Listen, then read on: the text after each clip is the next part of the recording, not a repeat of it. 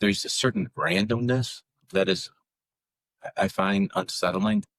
And, I've been close friends with a lot of the U.S. attorneys, the actual U.S. attorneys, and the decision makers as to who to prosecute and who not, what case is significant enough, what case isn't significant enough, and how it comes to one's attention or not, has a randomness that I'm not thrilled about. For instance, I don't think you ought to be reading a newspaper to pick out who you're going to prosecute. What happens when your worst fear becomes your reality? Hi, I'm Brent Cassity. Welcome to the Nightmare Success In and Out podcast, where we explore how to overcome your fears and nightmares and set yourself free. We're going to be exploring this topic with guys I was in Leavenworth with and others who survived their own nightmare. These stories can be inspiring, sometimes sad. There's some humor, but hopefully you can come away with a nugget of something that'll help you knock down some of the prisons you built up in your own mind. All right. Welcome back. Nightmare Success listeners, this is where you come from. What happens when your worst fear becomes your reality? How you adapt, survive, overcome, set yourself free. I know I sound like a broken record, but folks, don't forget to follow, subscribe, share this thing out, like it up. It really helps the show, and I appreciate it. So who are we talking to today? Well, I've actually known my guest, Scott Rosenblum, for a while. I think when I was looking back when he was talking about it, his first big case, I kind of think I met him like around when I was probably like 16, 17 years old, and he was out of law school, and he was like 26, 27, 28 years old. So it's been a while. It's been a while because I'm 58 now. So we've known each other, and our kids know each other. So it's a long time deal. But so a lot of people who listen to this show know that a lot of people have been justice impacted. 99.9% of the people on the show are, but not Scott. Scott is a criminal defense attorney. And if you're from around my parts, he's the best criminal defense attorney here in the St. Louis area and anywhere around here. Scott is the president and principal founding member of the Rosenblum, Schwartz, Fry, and Johnson law firm. He's got 42 years of being in this business, over 450 trial cases, 450 trial cases. It's a lot. In 2016, what'd you say, Scott? Don't remind me. In 2016, Scott was inducted into the International Academy of Trial Attorneys. He's listed in the St. Louis Magazine as best lawyer, Missouri and Kansas super attorney lawyers, best lawyers in America, Woodward White. The list goes on and on here. He's also a lecturer from Missouri Association of Criminal Defense Attorneys, Missouri Bar Association, so on. And this was what caught my attention. I know he has to love this. He has been compared to Michael Jordon. Scott Rosenblum has been compared to Michael Jordon by one of the best running backs in NFL history, who was also a client, Marshall Faulk. And Marshall had this to say about Scott. Michael Jordon is the best, and you've watched him on TV. But when you watch him on the court, man, it's different than being there. Sitting there watching it, and it's different when it's your life. He's good. That is from Marshall Faulk. And Scott has had a career where he's obviously represented a lot of people that don't have big names. But when you throw Nelly, Ezekiel Elliott, the governor of Missouri, county executive, on and on and on, he's been around a lot of really big cases, and he wins a lot of really big cases, and it's become legend around these parts. And the reason I wanted to have Scott on is that so many people get caught in the system, and Scott has been dedicating his passion in life to talking and defending and figuring out people who get into this system, and especially on the federal side. So I can't wait to talk to him about all this. Before we do, I want to recognize our show sponsor, Auto Plaza Direct. Who likes spending a couple weekends walking car lots looking for a car. Then you spend 4 or 5 hours in the dealership to buy a car. It's kind of like a root canal appointment. Well, there's a better way to take away all that pain and hassle getting a car. It's called Auto Plaza Direct. They're your personal car concierge. Just tell them the car you want, what you can pay, and they'll go find that car for you.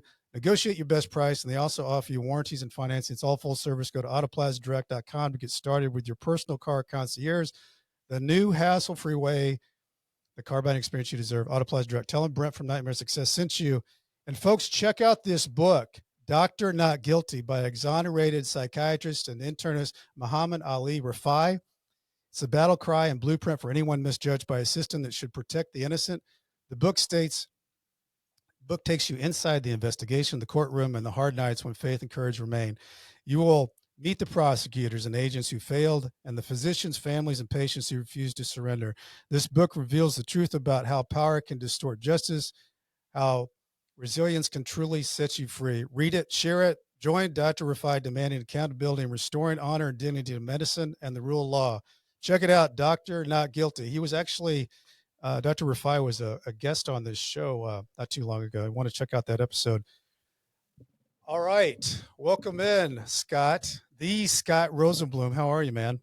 I'm good. Thanks for having me. Well, it's great having you. I want a lot of people know a little bit all around you, but Scott, I know you're from St. Louis. Take the listeners back to what life was like for you growing up in St. Louis as a kid. I mean, basically pretty normal, just a Park 3 Central kid that we would play sports, football, baseball. My parents didn't have a lot of money, and by the time I was getting ready to go to college, whatever money they had, they'd lost it when their business sort of went bad on Washington Avenue. So there was a garment district bag business, wasn't it? Yeah, the handbag business. Business. And then, like a lot of St. Louis kids, you sort of matriculate just to what normal is. And back then it was at University of Missouri, Columbia. The tuition back then, by the way, when I started, was $3,000 a semester. Oh my God. $3,000. So wow. I bartended my way through college and able to pay for it and pay for my way. But yeah, it's amazing. I think it's like 16 or 17,000 a semester now. Oh yeah. Yeah. I mean, it's a totally different world. Yeah. 3,000. It was like $25 a credit hour. So no, did I say 1,000? No, $300 a semester. Yeah. It was crazy. $300 a semester. $300 a semester. Man, that's almost hard to believe because everything's just gotten so far out of control with all the education costs on everything. So when you were going through, I know you've always been a competitive guy. I know you're a superstitious guy, but in fact, I read, and I don't know if you still do this. Is it still true that when you go to trial that you will eat the same thing every day for lunch? 100%. I just tried a murder case in Jefferson County about 3 weeks ago, a cold case. And because when I sent some scouts, I couldn't really find a good turkey sandwich.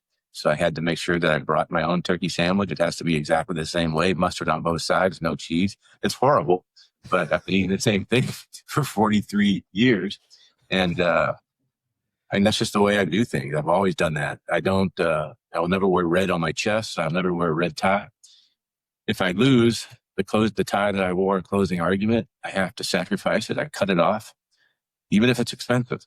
Sometimes I try not to wear expensive ties on closing argument day. What else? I've been burning a Catholic votive candle in my house 43 years. Yeah. I've been carrying the same pen case for every trial. Those 450 trials, the pen case has been there every one of them. In fact, I don't know, about 2-3 years ago, I went over to try a case in the county, and I set my stuff up, and I didn't have my pen case. And I walked up to the judge. I said, "We can't start." I said, "I don't have my pen case." And he looked at me like I was nuts. I said, "But, that's just the way it is. I had to get my pen case." So yeah, I have superstitions. No, I get that. I mean, a lot of athletes have that. They won't do or they wear the same side, all the different things that go on with that. But I think it's interesting too, Scott, you didn't come from a family that was, like you said, they weren't wealthy. They weren't in the legal profession. They were making handbag garments. What got you into thinking attorney? Well, I had two people. My father's first cousin, Stanley Rosenblum, was a well-known sort of sort of a genius guy, but did a lot of criminal tax. He actually represented Jimmy Hoffa in Washington. And then my uncle, Howard Whitner, had a practice here. And I started out taking a job in the LADA's office, started there, and then just decided to come home and started working for Howard. And my first job, sort of, to lack of a better word, was to try cases out of bankruptcy court. And I had no idea that bankruptcy court actually had jury trials. They do. I mean, like, for instance, if you owe the estate money, the trustee can appoint a lawyer to go out and do your personal injury case. So I started trying cases there, and I liked it. And then because I grew up on the mean streets of Creve Coeur and Parkway Central, I started getting former friends from high school that got in trouble. I started representing them, and the rest was history. Well, I know that, and I know that you kind of got a feel for it when you were in law school, and you just thought, man, I kind of like this whole thing, these mock trials with the courtroom and the jury.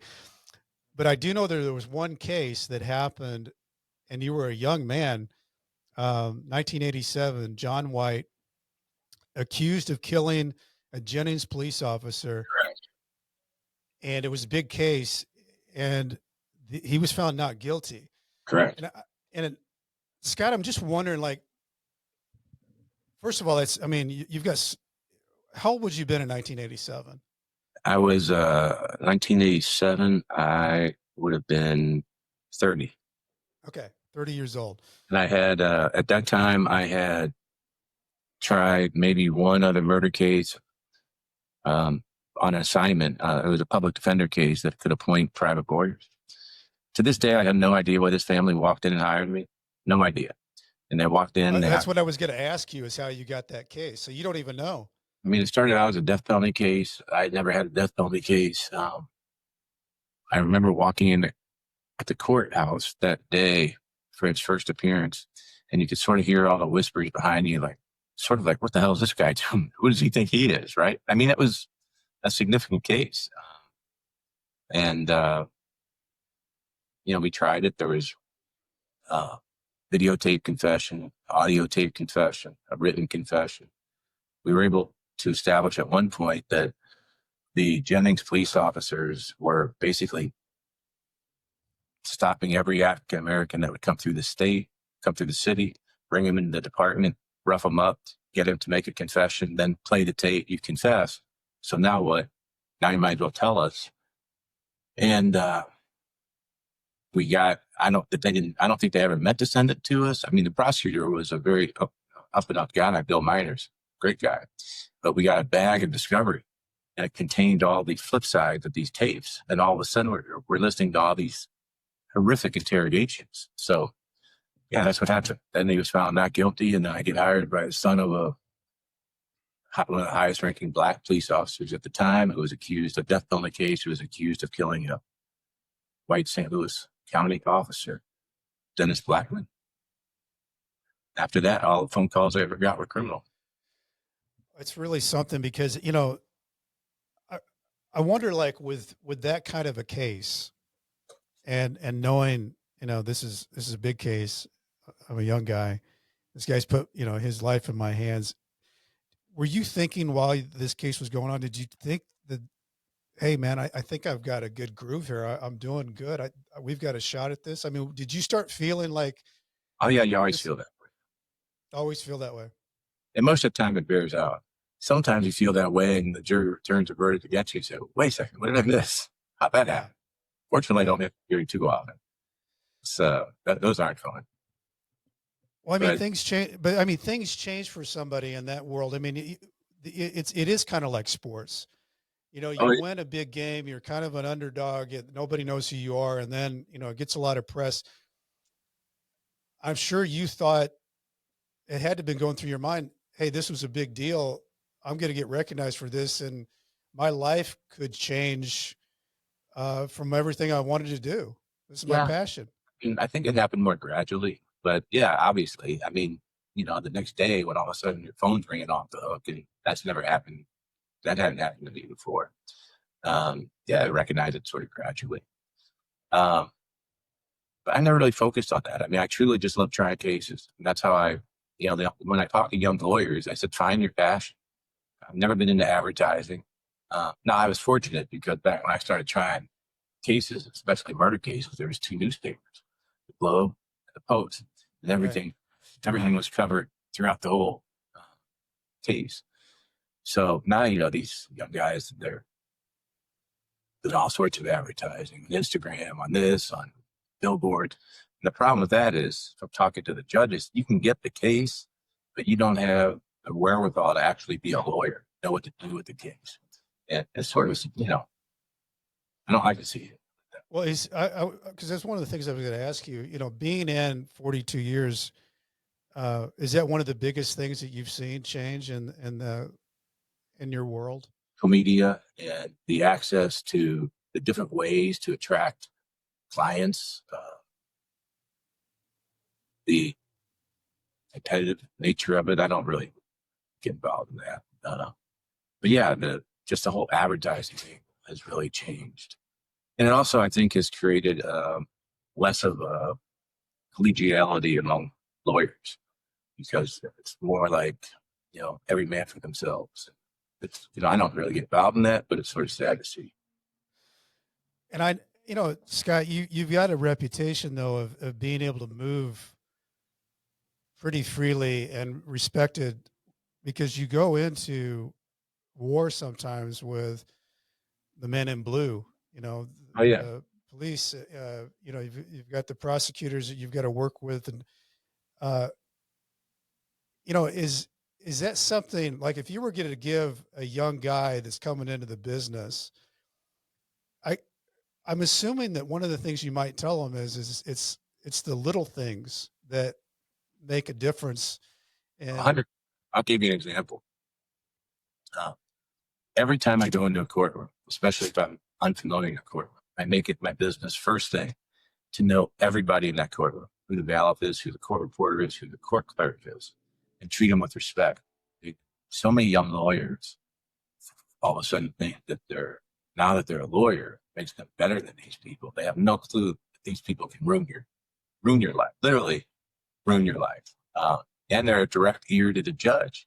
So if you're rotten to them, what do you think the judge is going to do to you? I mean, they each other. So I don't see a lot of, and that goes back to, I don't think there's a lot of mentoring going on now for young lawyers. They're just on their own. I try to with lawyers in my generation. Well, unfortunately, a lot of them are starting to die off, but a lot of my generation has always done that. Young guys like Don Wolf, Margulis, Earl Barris, those guys. But you don't see a lot of that anymore. Well, do you think, I know a lot of people, and a lot of people listen to this, we're kind of running down our lane here. People who are looking for good criminal defense attorneys and people who have been through the system. Everybody wants the best defense they can get, and they want the best attorney they can get. But I was curious on your side, with what makes a good client for you? Like, what can a client do to help you? Well, it's a two-way street. So I think the first thing to recognize is not to be jaded and realize that this individual is coming to you at their worst possible moment. Yeah. And although things move in slow motion for us, because we've been through it so many times, a lot of clients are like dazed and confused, especially white collar clients. All of a sudden are facing the federal criminal justice system for the first time in their life. And, everything it's like all of a sudden, things can move quickly in the federal system. It's like all of a sudden, somebody said, okay, well, here's the deal. You got to learn Greek in 3 weeks or a month, and then sort through it and make informed decisions based on what you just learned in Greek. And a lot of times what I see is the breakdown of communication is that lawyers they get jaded and they don't take the necessary time to realize what this person's going through on all different levels as you go through the process. A lot of, especially white collar clients, can't wrap their brain around why this isn't a civil case, especially when they've been in business their whole life and they're used to dealing with business controversies, and everything is resolved by negotiation or by settlement or by finances. And it's very difficult to explain that this isn't necessarily, it may be a business controversy, but it has touched upon certain statutes that may implicate federal crimes. And look, I think if more, I'm going off on a tangent. I love it. If more white collar defendants would trust the system, you'd find a lot more not guilties. Okay, so that's a question I wanted to ask you, because it's something that we talk about a lot on the show with guests.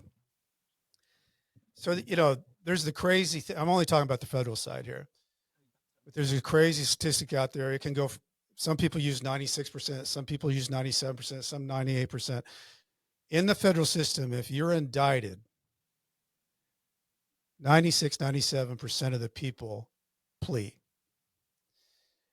And that's a big percentage. Okay, well, I think that the statistic I always heard was 96 or 97% conviction rate. And that's a misnomer, because the Department of Justice takes the conviction rate, includes people that have pled guilty. Right. If you take strictly trials, the rate will go down. Now, I've heard that all the time. I mean, there's a lot of,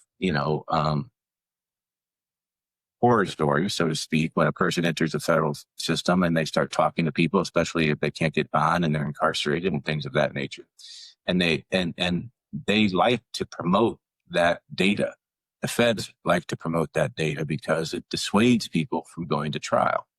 And, I've heard thousands of times, well, you can't beat the fed. Well, you can't. I mean, I'll be the first to tell you, I've probably won more than 80% of my state cases, and I've tried a lot more state cases than federal cases, but I'm sure I've tried 40, 50 federal trials by now, maybe more. I don't know, which is a lot, because federal cases don't go to trial that often.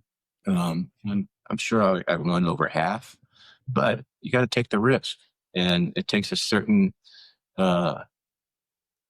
makeup for an individual. It does. And I'm wondering, in your position, because when somebody comes to you, especially we're talking about white collar cases, let's just say we're talking about white collar cases. The guy doesn't know anything about anything. He's been running a company, and all of a sudden he's looking at losing everything he's got, and they're stacking charges, and the way they stack those things, they can carry 20 years apiece when they stack Sure. things.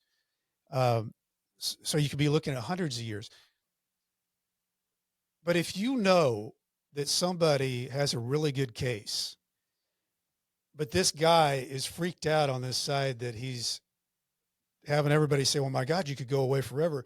How do you balance that out, Scott, to not dissuade him from the fact that he's scared to death over here, but to really give him confidence that, hey, man, you've got a really good case here. If you trust me, I can take this and make something of it. It's really a balancing act, because first of all, historically, I have found that the most dissatisfied client are the clients that feel that they were forced somehow by some outside forces, whoever that may be, whether it's the lawyer or whether it's family, to plead guilty when they really didn't want to plead guilty, versus the client that goes to trial and assuming that in that trial they had a very effective lawyer and they fought like hell and they made all the points. Win, lose, or draw, that client typically is happier because they feel like they have been heard. So I don't ever want to be the lawyer to push them one way or the other. Obviously, I want to provide all the information. Now, there's cases that, there's reams of videotape and audio tape and informants. There's cases where I had a situation where the man that was being investigated would go into the office every day. Everybody in the office was wearing wires. So, that's bad evidence. That's bad. That's bad. That's bad. Bad evidence. But I never want to push them one way or the other. I just try to be a support. If you want to go to trial, here's the good, the bad, and the ugly. Well, can you guarantee? Of course, I can't guarantee you. Well, what do you think the odds are? This isn't a horse race. I can tell you the best. I can tell you, I think we got a significant chance to win. And if we win, obviously those that take the biggest risks get the biggest rewards. And if we lose, you're passing up This, it's all about being informed. Here's the best deal on the table in the federal system. You can't really, unless you get like an 11C1C, you can't guarantee that's where the judge is going to land. The judge can go anywhere for the most part within the statutory range. And if you lose, here's what you're looking at. And as long as they have all the information to make an informed consent, that's really all you can do as a lawyer. But you know, the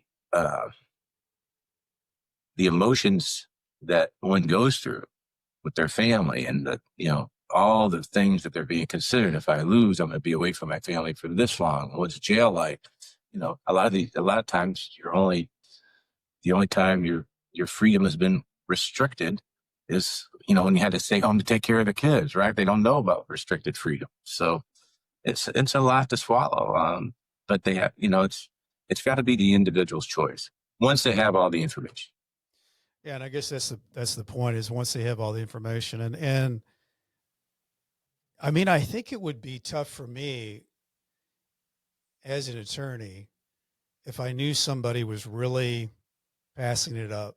I mean, it would be hard for me not to get emotionally involved. And I know in your position, you can't really get emotionally involved with, it needs to be black and white. This is your good stuff. This is the stuff they're going to come at you with. They're going to talk about your, you know, if we're talking about white collar, they're going to talk about the money you made, the houses you have, and all the other stuff. And that's going to be built up into a big deal. We might be able to get past all that. And then, you know, and here, if we lose, this is what you're looking at. They're taking this charge, this charge, this charge. They're stacking it. You know, No real black and white in these decisions. It's all gray. it is gray. It's just all gray, and you got to have the courage, for lack of a better word, or the fortitude to go through it and take your best shot. And a lot of people I've represented have. Some have lost, a lot have won. But I can't name anyone that's gone through the trial and has been unhappy. They may be unhappy with the result. They didn't want to be convicted, but they're not unhappy that they went through the trial. Well, and I mean, some people say that you know, because it's kind of known that, first of all, the federal government doesn't go to trial very often. They don't necessarily like to go to trial. And many people who go to trial feel like they got a penalty for going to trial if they lose. Do you feel like that's true? Yes, it is. Well, there's a penalty baked in to the guidelines. You get 3 points. You don't get your 3 points for acceptance of responsibility. Right. If that person testifies, there's another penalty baked into the guidelines, another 2 points. So that's a 5-point swing. And depending on where you're at, that could be, you know, up to 6, 7, 8 years. And then, of course, under the statute 1835-51, 3553, the judge can look at it and give more time, or I mean, theoretically less time. Right. Right. Well, I want to take a break here, because when I get back, I want to talk to you a little bit just about the criminal. It's a big topic now, the whole criminal justice system, and what's works, what's broken. I want to get your opinions on that. Before we do that, a lot of people don't like how they show up online. Many individuals think there's no hope when it comes to managing your reputation on Google. There is hope. Discoverability company, and they can help you. Whether you're building a reputation from scratch or you're repairing your search results from a negative news story, Discoverability can help you how you're portrayed on popular AI services like ChatGPT. To learn more, visit discoverability.co, not .com, .co. And listeners of Nightmare Success can get $100 off the DIY SEO course with coupon code Nightmare Success. Nightmare Success podcast is sponsored by the White Collar Support Group, the world's first support group devoted to people navigating the white collar criminal justice system. I'm a member of the White Collar Support Group, and I tell you, this is a bunch of people who help each other through the criminal justice journey for free. Whether you're just starting your journey or you've made it through to the other side, this is a great space for you. You can join us on Zoom Monday, 7 p.m. Eastern time. And we've got the White Collar Conference that's coming up October 11th. We got keynote speakers of Joe Bankman, who is the father of Sam Bankman-Fried. And we've got Jeffrey Toobin, who's written the book, The Pardon. So if you want to check that out, go to prisons.org. Okay, Scott, we're back. So, you just turn on the news any time of the day on any of the channels, and they're talking about lawfare. They're talking about the criminal justice system and it's broken, or the BOP, and there's some incredible things that are going on that's never happened before. Like Josh Smith, who's the deputy director of the BOP, he was an ex felon from the BOP.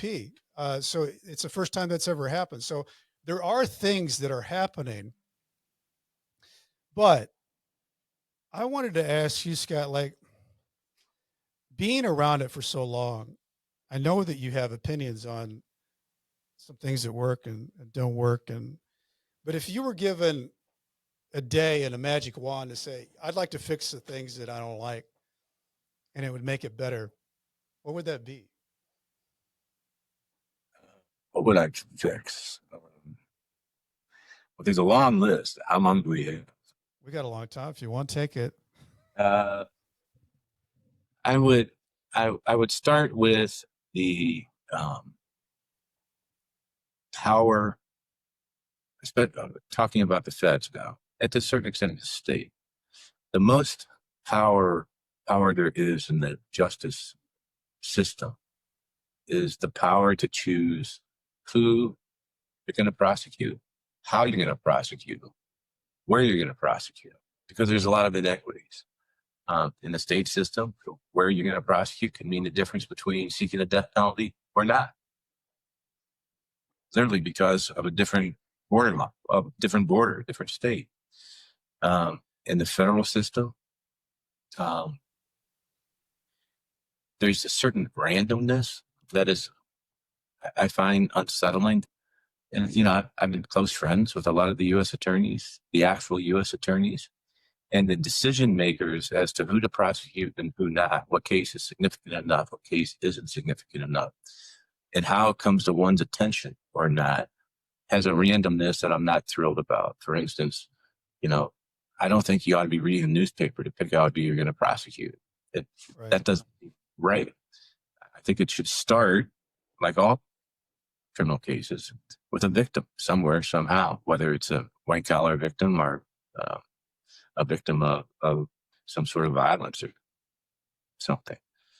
And it doesn't always work that way. So I would figure out a different way of charging people. The grand jury is a joke. I mean, obviously, anyone that thinks the grand jury has any semblance of protection is off.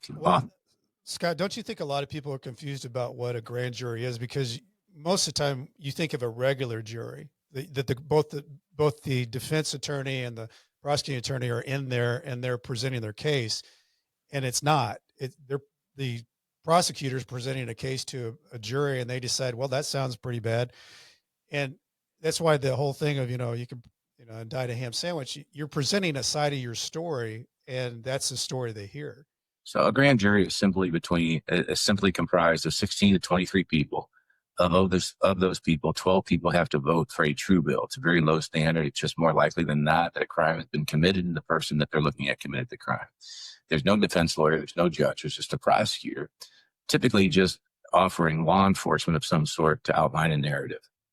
So it really offers, in my view, almost zero protection. It's supposed to offer protection, but it's never used that way. It's used more often than not as a tool.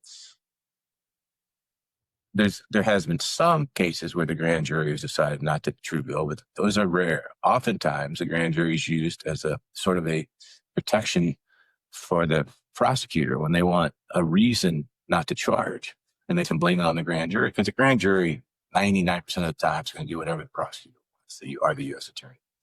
So an appellate jury is obviously the juries that we're familiar with. In criminal cases comprised of 12 people, and it has to be unanimous.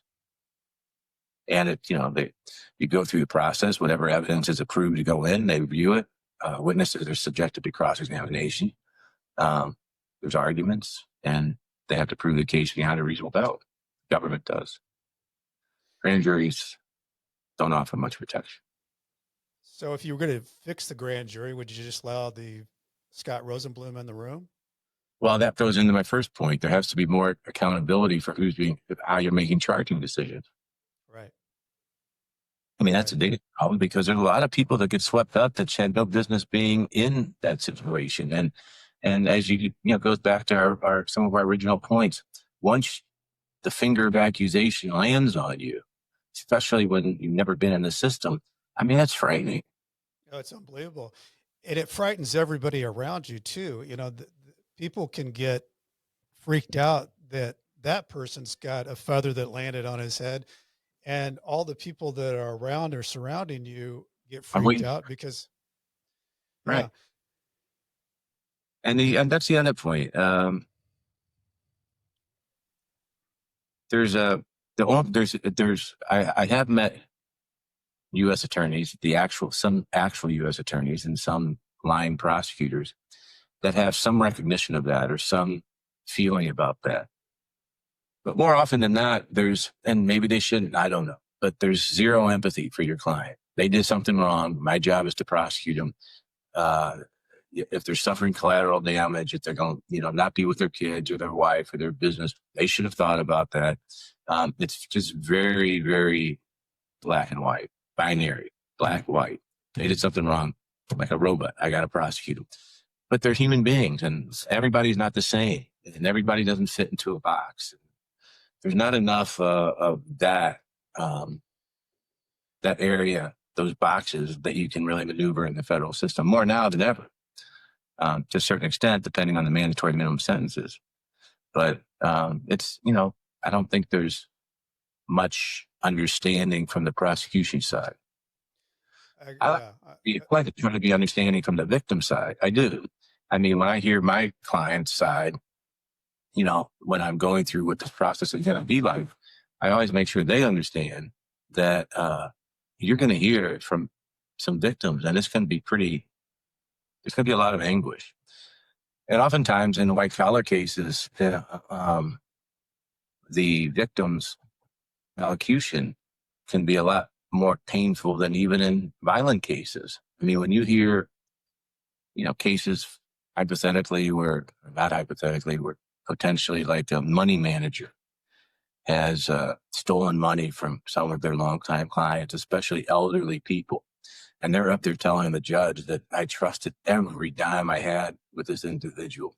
He's been to my house. He's been to my parties. He's taking care of my kids. He's taking care of the college plans for my kids. And then I woke up one day and I realized I had zero. And now I have to work as a greeter at Walmart. And, they're basically think their life is over. That's tough to hear. yeah, very tough. And there's in a lot of these cases, there's real victims, but I agree with you on bec- obviously being a defendant. You feel like you're not a person that's seen as a real live human being on the other side. And for some people, like, for me, that in my case, I never even spoke to the other side, never had a conversation. So it was just this, punching in the dark. It was never sitting down and even getting a feel for what these people were like, because I You know, never and it's never met them. very a lot of people that go through that feel, especially educated, smart people, especially people that have been uh, persuasive most of their lives, feel like only if I had the opportunity to sit down and explain my side, right? Well, it just doesn't work that way Yeah. because if you do that, everything you explain is going to wind up in a 302 or police report and be used against you. Let's talk about 302s, because I don't know if it's changed since my time, but 302s are things that an investigator, an FBI agent, will interview a person, and that becomes part of their investigation and evidence and whatever else that goes on with that conversation that this person has.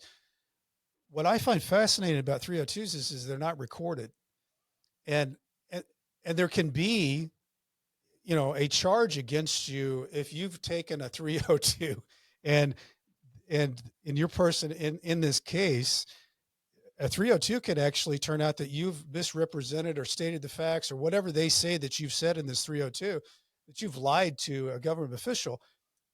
I can't figure out for the life of me, Scott, why that rule can't be changed. If I'm going to have a conversation with you, God knows there's plenty of recording devices to be You talk, had. 18 United States Code 1001 violation for lying to a government official. That should be changed. It's very frustrating. So they don't record it. And, but that's the feds. That's why the feds have this reputation, because through the years, it's stacked up to really make it difficult. When you talk about the 302s, you can't, they're witness statements. Now, typically in a criminal case, all the discovery's turned over to you, right? Say in a homicide case, every witness statement that's you're supposed to have, if it's recorded, you can transcribe it, you have it from the beginning, whatever the first batch of discovery is. In the federal system, most 302s are protected by the Jenks Act, 18 United States Code 3500. And the absolute literal meaning of that law says that the lawyer is not entitled to the statements, the memorialized statements of the witness until after direct and right before cross. Now, it has expanded typically to a local rule that we get it 3 days before trial, and sometimes stacks this big. Oh, for sure. And then you can make a motion for early production of Jenks, but you're still not getting it much in advance. And the reason that rule came into effect was, I think, the case in the 60s where the government lost. So they legislated a new rule. So, that's why the feds have this reputation. And then, all a lot of the laws are designed to make it difficult for a criminal defendant in the federal system. 404B evidence. Typically, if you have a prior conviction, it's not coming into evidence unless you take the witness stand. In the federal system, they can introduce it as evidence if it has some relevance to the case. It's tough. So, do you think, and we've talked about a couple of different things here, what do you think is the biggest thing that, if it could be changed, it could balance it a little bit better? Because you're up against it all the time. One of my guests said, you can play against and go to court trial with the feds, but it's like your beer softball league team going against to play the LA Dodgers. It also depends, if you've got I would just focus on leveling the playing field, getting rid of the Jenks material that doesn't come over until 3 days before trial or right before. Why? What's the purpose of it? Yeah. Why is that? There is no, I haven't heard a good explanation other than that's what the law is. Well, the government's entitled to it. They're looking at all this stuff. Why is there a race against time when we get it? Why, have a grand jury system with more teeth? Have somebody, maybe some overseeing where who decides who's going to be charged or not? Because it's all subjective. They're all human beings making these decisions. It's just like I like that, Scott. Have somebody that's a mediator almost, that it's presented in the office and that person says there's some kind of standard. Yeah, but it can't be the subordinates. It would have to be sort of a higher level of supervision. Maybe like a panel of 3 or 4 other ex-U.S. attorneys, maybe. Yeah. Go aside to the political aisle. But let's take a look at this. Why are we now? Some obviously, if somebody is blowing up buildings, that's a no-brainer. Or some obvious acts of terrorism, or obvious acts of violence, are some of those situations. But when these cases are going to turn on one man's decision, maybe it should be reviewed by others. Yeah, I like that. I'm wondering, like with you, because you get involved in some of these, these big cases, they have, gigantic outcomes, good or bad. When it's almost like when you play a big game, sports wise, I'm sure a win stays with you for a little while. What does a loss do? You don't want to be around me when I lose. It's tough. So if you approach trials like I always have, you pour everything you have into the case, and you're getting up at 3:30 in the morning, and even if the facts aren't great, by the time I'm giving a closing argument, I have 100% convinced myself that it's a good outcome. And, you're on this adrenaline. And when the case is over, there's the adrenaline leaves, and that result, hopefully it's good, stays with you. But, sort of like, even when I win, when the adrenaline leaves, it's not as great as it should be, if that makes sense. Yeah. It's like goes away. And, the other thing is, and this is just human nature. Everybody likes to say they're all about justice. Well, I mean, that's bullshit. That's just bullshit. The only justice you may get is if you have a very fair judge, because every prosecutor is not about justice. They are trying the case to win. They celebrate their victories. They come back to the office and say, we just got this amount of time. We got more time than we asked for. We got everything we wanted. That's an individual win. And same with defense. A lot of times defense lawyers are judged, they judge just by the result. Did we win or did we lose? And when you really think about it, and when you think about the way our system was initially set up, it shouldn't be about wins and losses. It should be a search for the truth. And if everybody does a good job, look, I've never second guessed a jury. I may have in my brain, I'll never verbalize, because I believe in the jury system. And I believe that's, and I think that is, and you want justice, you want truth, but there's so much that happens before somebody even steps into that courtroom. You've got a talking indictment that they freely will go out and the media will eat that up. And that becomes something that is fed throughout either the community or the nation. And then you're going to pull in a jury that, if they've been watching and listening and whatever, they're going to have an opinion on that, whether they say they do or they don't. And then you walk into a courtroom and it's innocent until proven guilty, except for the fact most people will assume that if that person got indicted, they must have done something. Well, I spend a lot of time on jury selection asking about all those questions. And it's funny, I think jury selection is the most important, one of, if not the most important part of the case, because that's your opportunity to sort of change how people view things. When especially on a case I'll give you an example. When you show up in court and the judge says, ladies and gentlemen, you've been called for a criminal case. The state has alleged Mr. Smith over there is accused of 6 counts of statutory rape and statutory sodomy. I mean, at that point, if there's 50 perspectives, I have 100 eyes staring at me. I mean, they're going to put somebody away. It's either going to be him or me. So right. When I stand up, I start immediately trying to switch the narrative.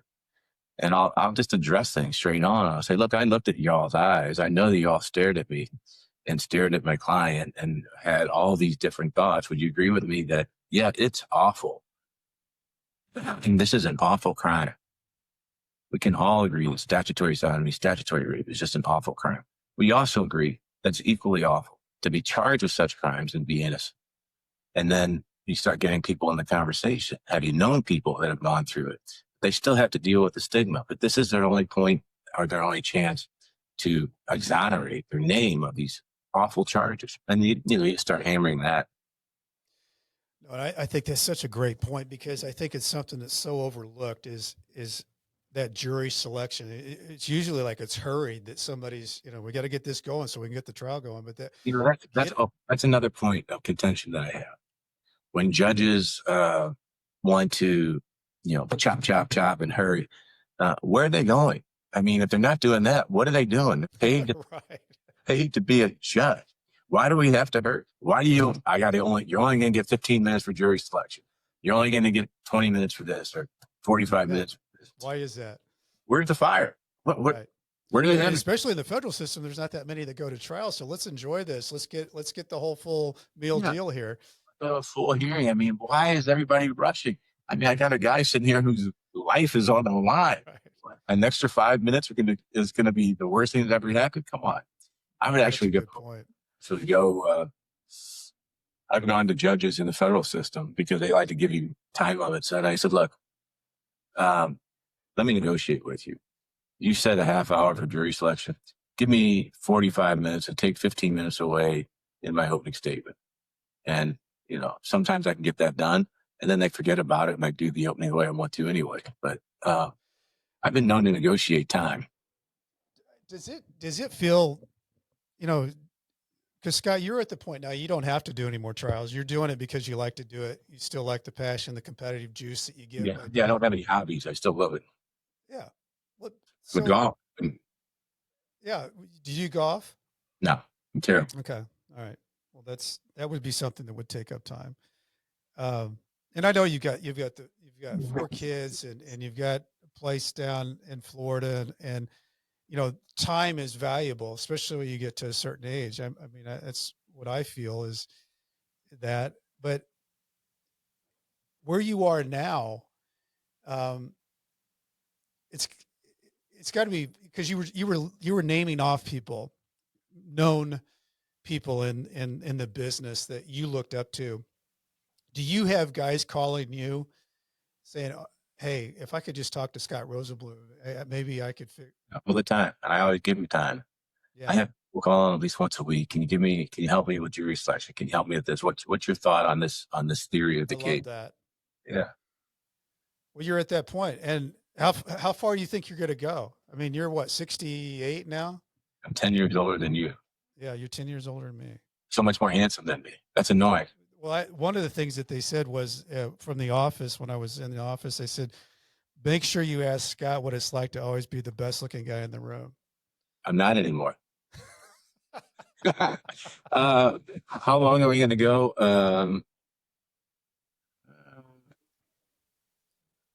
My pat answer was I was going to try cases until somebody can try them better, but right. That sounds too egotistical. I would say, look, one of my heroes, I didn't have a lot of guys that I would actually watch. I certainly think lawyers need to develop their own style. They can't copy off somebody. It comes off so awkward. But one of my close friends before he died was Charlie Shaw.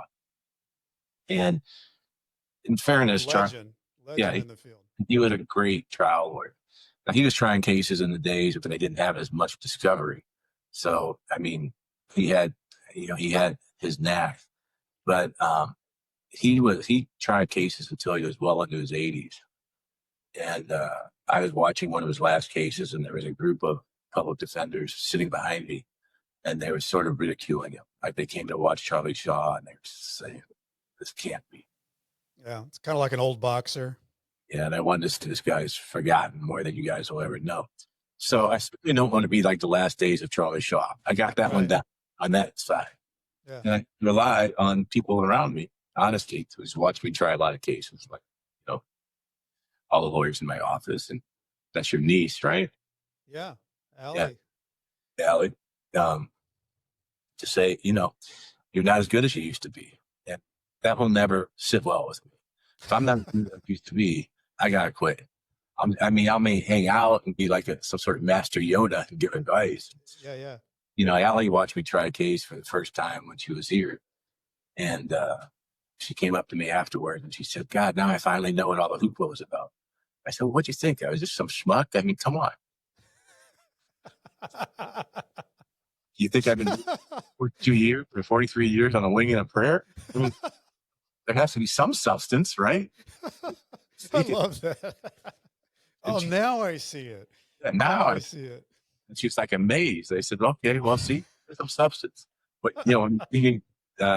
just being, rumbling around the office, I can rally and get in court still. Yeah, no. And I like, I mean, that's a good mindset to have too. I'm going to do it as long as I feel like I'm as good as I am. And if I'm not, then I don't want to go in and do that. I take my job, my role very seriously, and people are relying on me and relying on me to put out my best performance, my best effort, my best work every time. Their life's on the line. Yeah. That goes back to people being jaded. I mean, you can never be jaded. Somebody trusts you with their life. I mean, the effect on huge deal. And And the other thing, Scott, too, is that if no one's ever been in that situation, it's hard to explain. When you have your basically the life in somebody else's hands and they're speaking for you in a courtroom, that's heavy stuff on both sides. Yeah. Um, yeah, it is. But I never take it lightly. And I try never to be jaded. When I hear other lawyers talking about themselves, mostly lawyers I don't necessarily respect too much, and they talk about clients as just a means to an end, or how much they hate what they're doing. That really aggravates me. And I actually have gone up to a couple and I said, look, if you truly hate what you're doing, then you need to leave, because these people are relying on somebody to be the best they can be. And if you absolutely despise what you're doing, you're not going to be that person. Right. So true. Well, I always ask people at the end of the show what their greatest takeaway is to the nightmare that they went through. But in this situation, Scott, I guess the better question is, what's your greatest takeaway through your journey that you've been on? And this, you've created a legacy. What would be the takeaway for the listeners? Um, Never to give short shrift about the effect that I've had on human lives and people that have come to me, because it can be profound, hopefully most of the time in a favorable way, but even if it doesn't work out, in a negative way.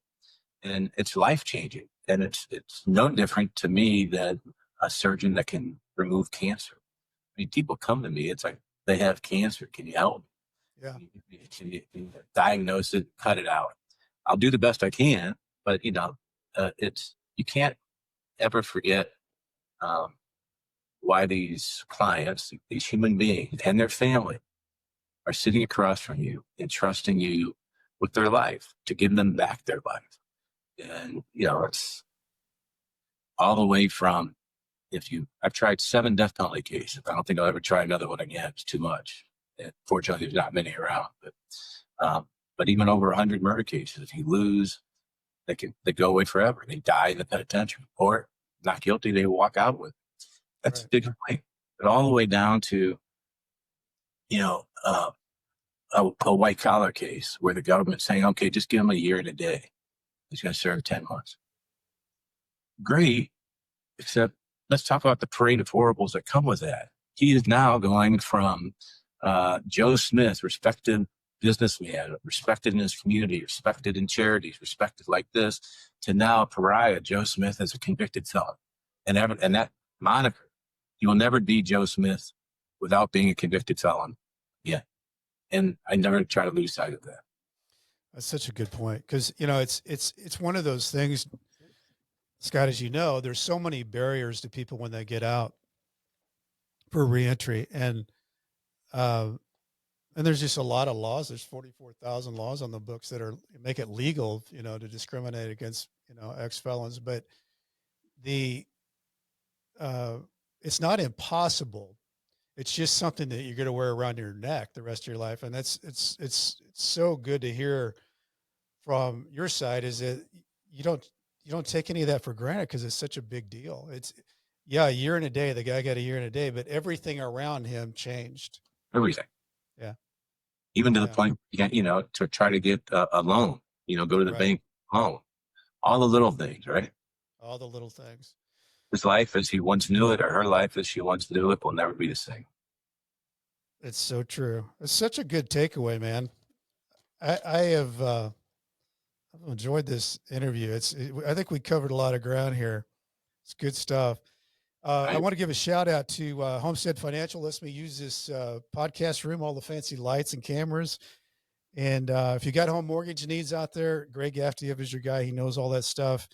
And if you want to check out a book, I've got one. It's called Nightmare Success, Loyalty, Betrayal, Life Behind Bars, Adapting, Finally Breaking Free. And if you want to know what I'm doing, go to BrentCassity.com. I spell it wrong. I spell it with a TY, not a DY. As I used to say to my people when I was writing my emails back and forth from Leavenworth, stay strong. I'll do the same. Scott Rosenblum, man, keep doing what you're doing.